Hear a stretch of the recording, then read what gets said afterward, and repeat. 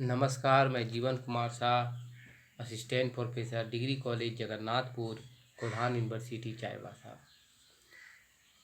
आज मैं सेमेस्टर 5 के स्टूडेंट को झारखंड के इतिहास से एक ऐसा चैप्टर बताने जा रहा हूँ जिसका नाम है झारखंड में भारतीय राष्ट्रीय आंदोलन। तो भारतीय राष्ट्रीय आंदोलन का मतलब हुआ 1857 का गदर, या 1857 का विद्रोह, या 1857 की क्रांति, जो बोल सकते हैं आप। तो इससे संबंधित जो आपको परीक्षा में प्रश्न पूछे जा सकते हैं वो प्रश्न होंगे आपको परीक्षा में। मैं बता देता हूं कि कौन से प्रश्न होंगे आपको परीक्षा में। तो इससे संबंधित जो प्रश्न होंगे वो कहे जा सकते हैं कि झारखंड में 1857 के विद्रोह की शुरुआत के बारे में लिखे, या ये भी पूछा जा सकता है कि भारतीय राष्ट्रीय आंदोलन में झारखंड की भूमिका का वर्णन करें, या 1857 के विद्रोह में झारखंड की क्या भूमिका थी इसका वर्णन करें, या झारखंड में 1857 के विद्रोह की छाप का पृष्ठभूमि का वर्णन करें इत्यादि। ये सब जो प्रश्न हैं, इनके प्रश्नों के उत्तर पर मैंने एक शॉर्ट टिप्पणी बनाई है। हालांकि इस बताते वक्त मैं इसका विस्तार पूर्वक आपको बताऊंगा, लेकिन इस टिप्पणी से आपको विस्तार पूर्वक पढ़ने का मदद मिल जाएगा जैसा मैं बताने जा रहा हूं। तो इस टिप्पणी के माध्यम से आप स्क्रीन पर जैसे कि देख रहे हैं कि मैंने ऊपर में लिखा है झारखंड में भारतीय राष्ट्रीय आंदोलन।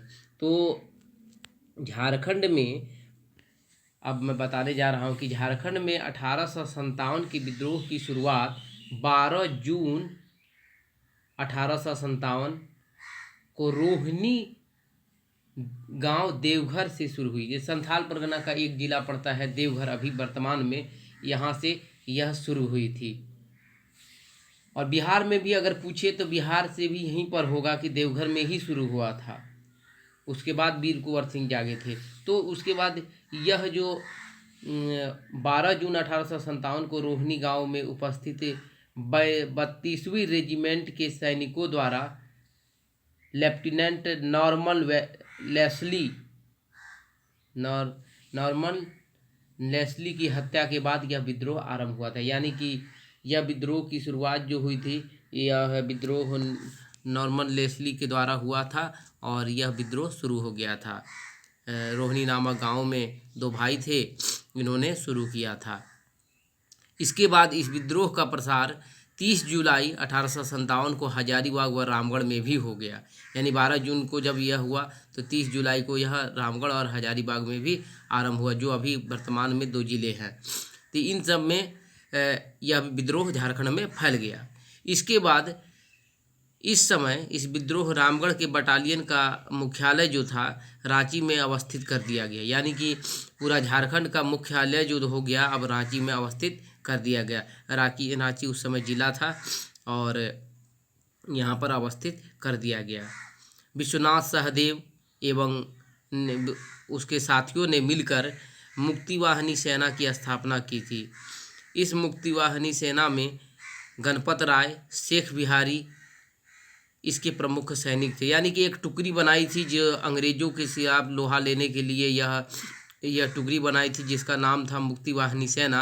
और इस जो सेना जो बनी थी, इसमें यह मुक्तिवाहिनी सेना के बहुत सारे सैनिक थे और विश्वनाथ सहदेव और के नेतृत्व में इसकी स्थापना हुई थी। और गणपत राय और शेख बिहारी इसके प्रमुख सेनापति समझिए, यानी कि सैनिक थे, सेनापति भी थे।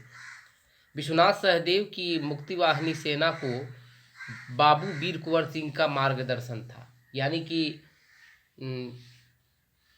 आरा के जो बाबू वीर कुंवर सिंह थे वो मुख्य रूप से इनके मार्गदर्शन पर वीर कुंवर सिंह के मार्गदर्शन पर ये मुक्तिवाहिनी सेना चल रही थी। यानी कि विश्वनाथ सहदेव उनसे गुप्त रूप से जुड़े हुए थे, कहीं ना कहीं ऐसा माना जाता है। इस विद्रोह के दौरान संपूर्ण सिंहभूम क्षेत्र में क्रांतिकारियों का नेतृत्व राजा अर्जुन सिंह ने किया था। वहाँ के एक राजा थे सिंहभूम के, वहाँ पर क्रांतिकारियों का नेतृत्व राजा अर्जुन सिंह ने किया था।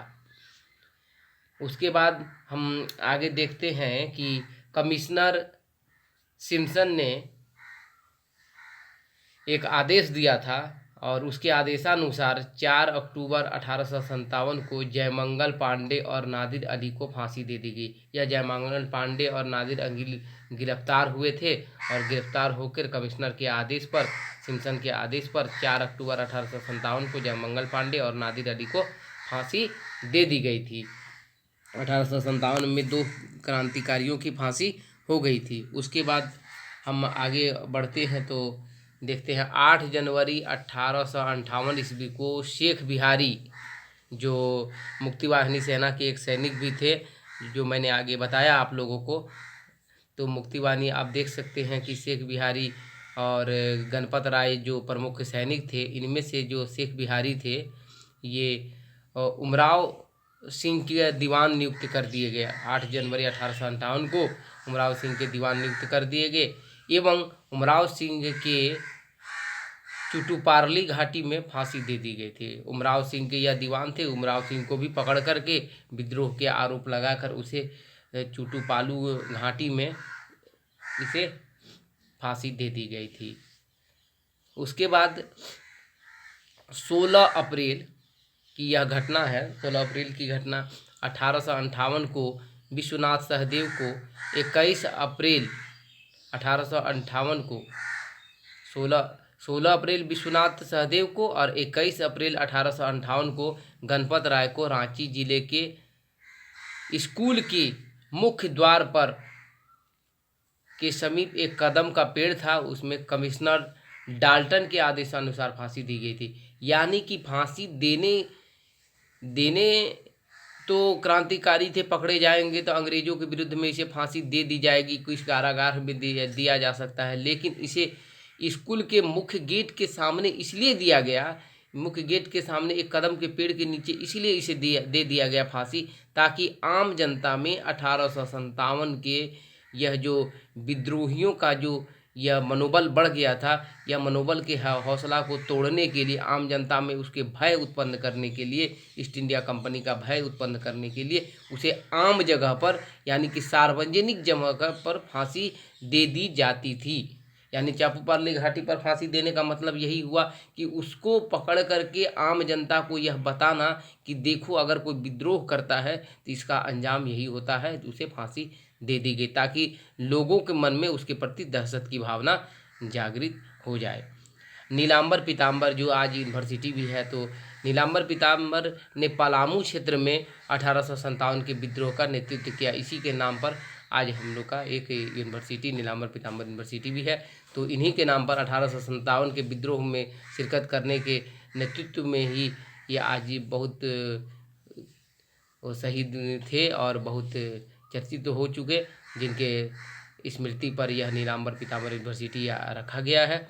उसके बाद हम आगे देखते हैं कि 28 मार्च 1859 ईस्वी को नीलांबर पीताम्बर को नेस्लीगंज पलामू के आम के पेड़ में फांसी दी गई। मैंने फिर बताया कि लोगों को दहशत में रखने के लिए इसे सार्वजनिक जगह पर विद्रोहियों को पकड़कर फांसी दे दी जाती थी।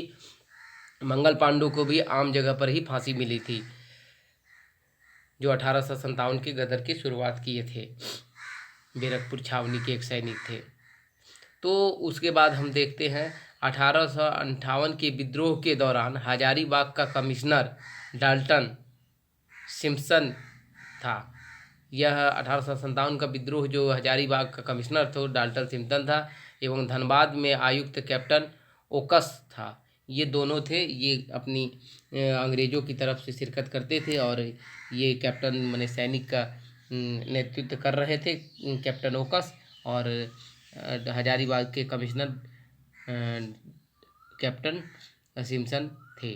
ये दोनों जो थे ये इन दमनकारियों का कार्य कर रहे थे। यह लोगों को मतलब यह क्रांतिकारियों को पकड़ कर गिरफ्तार करते थे, उन्हें फांसी देते थे और यह सैनिक कार्रवाई भी करवाते थे। इन लोगों का कहना, इन लोगों का यही कार्य था। अब मैं आगे एक छोटी सी एक तालिका बनाई है, तो इसे आप देख सकते हैं कि यह तालिका में मैंने बताने का प्रयास किया है कि कि 1857 के विद्रोह का स्थान और आरंभ तिथि जो मैंने ऊपर भी वर्णित कर दिया है, तो इसे आप नोट डाउन भी कर सकते हैं कि रोहिणी में यानी कि देवघर में अभी संथाल परगना का एक जिला है, 12 जून 1857 को यह विद्रोह की आरंभ की तिथि थी। हजारीबाग में यह तिथि 30 जून 1857 को यहाँ पर विद्रोह आरंभ हुआ। 1857 का इसमें प्रभाव पड़ा। रांची में 2 अगस्त 1857 को इस विद्रोह का प्रभाव पड़ा। उसके बाद हम देखते हैं कि इस विद्रोह का प्रभाव जो पड़ा आपको 5 अगस्त 1857 को मानभूम पर यह विद्रोह का प्रभाव पड़ा। यहाँ पर विद्रोह चालू हुआ और लोग यहाँ पर विद्रोही सब ने अपने तलवार उठा लिए विद्रोह करने के लिए, अंग्रेजों को भारत से भगाने के लिए। सिंहभूम में यह विद्रोह की शुरुआत 3 सितंबर 1857 को हुई थी और इसके नेतृत्व में 2 व्यक्ति थे, 2 क्रांतिकारी थे जो बाद में शहीद हो गए थे, भगवान सिंह और रामनाथ सिंह। ये सिंहभूम में शिरकत किए थे। और पलामू में, जैसा कि मैंने ऊपर भी बताया है कि पलामू में 26 सितंबर 1857 को नीलांबर पीतांबर नामक 2 भाइयों ने इन्हें इस विद्रोह की शिरकत की, जिसे दोनों को बाद में फांसी भी दे दी गई थी। इस प्रकार 1857 का विद्रोह जो हुआ था, यह विद्रोह काफ़ी चर्चित विद्रोह रहा। और यह विद्रोह में ऐसा नहीं कहा सकता है कि केवल राजे महाराजों ने भाग ली, बल्कि बिना नेतृत्व के, बिना राजा महाराजा के आम लोगों ने सैनिक नेतृत्व किया और अपनी एक पार्टी भी बनाई और गुप्त रूप से वीर कुंवर सिंह से भी सहदेव जो थे ये मिलते रहे और